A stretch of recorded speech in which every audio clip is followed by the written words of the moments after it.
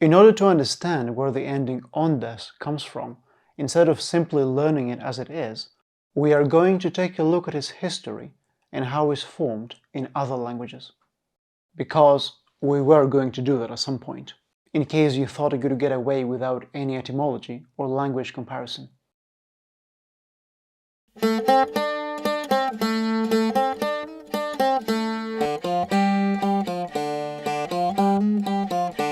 By the way, our videos have chapters.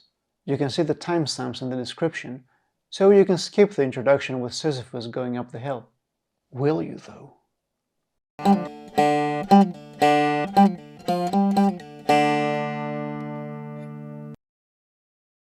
If you have watched part 1 and you're familiar with Germanic or Romance languages, you probably noticed a similar sound pattern and how present participles are formed, specifically in the nd sound.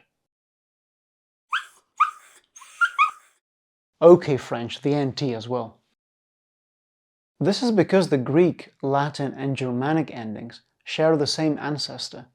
A week ago, in part 1, we listed the uses of the Greek present participle ending in ώντας, which are mostly adverbial, mainly expressing manner or time.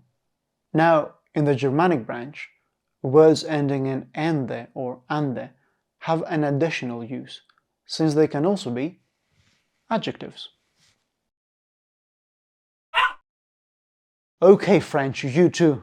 The same happens in French, with words ending in a and t.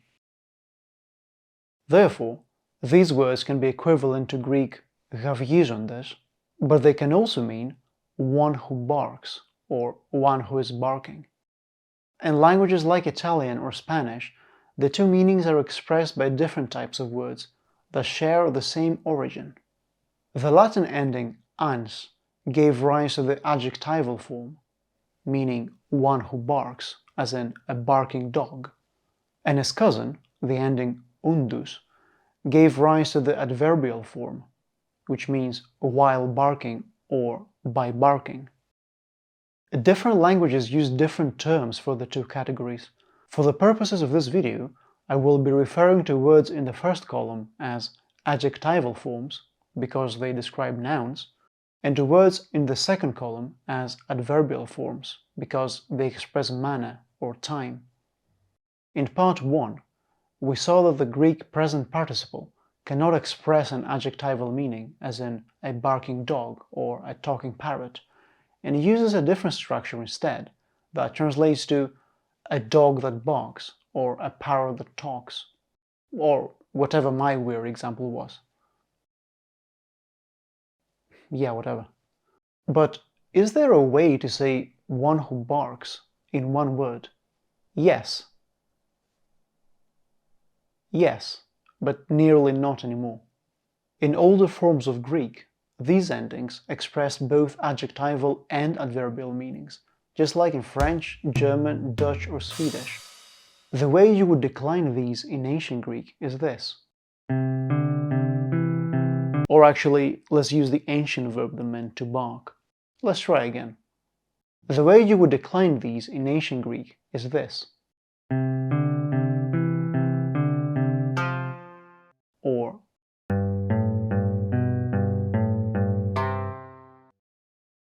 and by now, things are perhaps starting to look familiar. The way you decline this in modern Greek is this.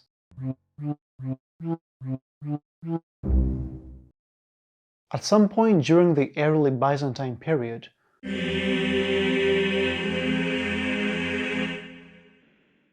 the words ending in on, usha, on started falling out of use, and instead, speakers began to use one form for all genders, both numbers, and all cases.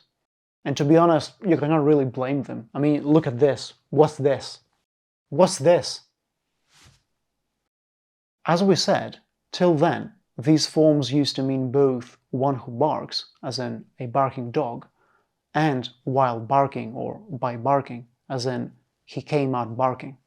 However, the adverbial meanings were eventually assigned to the new form, and the original form gradually became strictly adjectival and increasingly rare. You get to see it a lot in Biblical Greek, the language of the New Testament, but since Greek started using easier structures to express this meaning, these forms have been in decline and mainly used in formal or poetic register. Some exceptions, though, managed to reserve a spot in modern Greek. For example, ενδιαφέρον, coming from the verb ενδιαφέρω, meaning to interest. So, ενδιαφέρον, ενδιαφέρουσα, ενδιαφέρον literally means one who interests, and follows the exact same pattern as the English word interesting. Other examples, περιβάλλον, which also gave the noun for environment, literally that which surrounds you. Παρών, παρούσα. This is what Greek children say in the classroom when teachers take attendance. The opposite is απών, απούσα, but this one you wouldn't be saying it, since you wouldn't be there. This also gave us the noun for present, as in the things that are taking place now. Επίγον, used for something urgent, in other words, a pressing matter. And this is what you see outside a Greek hospital emergency department. Τρέχον, meaning current, as in the current month, which we will explain more in the next video. Now, you might be wondering why the present participle of the verb to be, ώντας, is so weird. I know you're not wondering, I just want to talk about it. To understand why, let's take a look at its own present participle in ancient Greek, which happens to look exactly the same as the present participle endings at the time. Coincidence? These three little words are still in use, but they are very situational. The feminine gender is sometimes used instead of ώντας in formal register when referring to a woman. Ούσα συνεχώς ανάμεσα σε ηλίθιους, η ζωή δεν ήταν ποτέ βαρετή. Όντας συνεχώς ανάμεσα σε ηλίθιους, η ζωή δεν ήταν ποτέ βαρετή. You can also use the feminine plural, ούσες, for an all-female group, and the masculine plural, ώντας, for a mixed group. Greek has never been a feminist language. The neuter gender is nowadays used as a noun, and it means a being, as in a human being or an extraterrestrial being, which is not very surprising really, plus English does exactly the same. The masculine gender is only found in religious contexts, and you often see it in icons that depict Jesus Christ. On means he who is, the one who is. Coincidentally, in this particular icon, there is a phrase from the New Testament, John 8:12. I will read it using modern Greek pronunciation, so if you're a classicist, give me a break. Πάλιν ουν αυτής ο Ιησούς ελάλησε λέγον, εγώ είμαι το φως του κόσμου, ο ακολουθών εμεί, ου μη περιπατήσει εν τη σκοτία,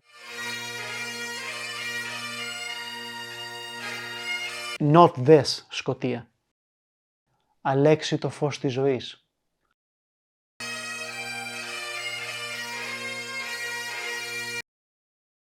Έπειτα ο Ιησούς μίλησε πάλι σε αυτούς, λέγοντας «Εγώ είμαι το φως του κόσμου. Αυτός που ακολουθεί εμένα δεν θα περπατήσει στο σκοτάδι, μα θα έχει το φως της ζωής». In this passage, we see two ancient present participles. The first one is adverbial. It means while saying or by saying. And the second one is adjectival. It means he who follows, the one who follows. You can see that if you translate this in modern Greek, the two words will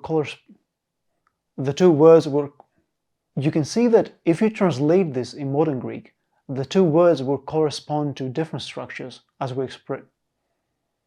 What's wrong with my mouth? The two words will correspond to different structures as we explained earlier.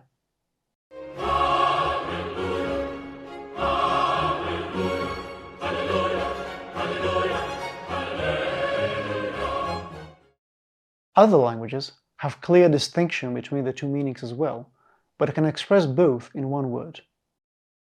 Some of them have a relatively straightforward system, while others like to keep things complicated. Very complicated. Right, I'm finally done with this topic. I think I've gone to extreme lengths in order to explain something as simple as the word ενδιαφέρον, but I found it interesting. I'm George. Until next time, let's make Greek a bit more difficult. Okay, not that difficult, but okay. No, I shouldn't say that. I'm George. Until next time, let's make Greek a bit more difficult.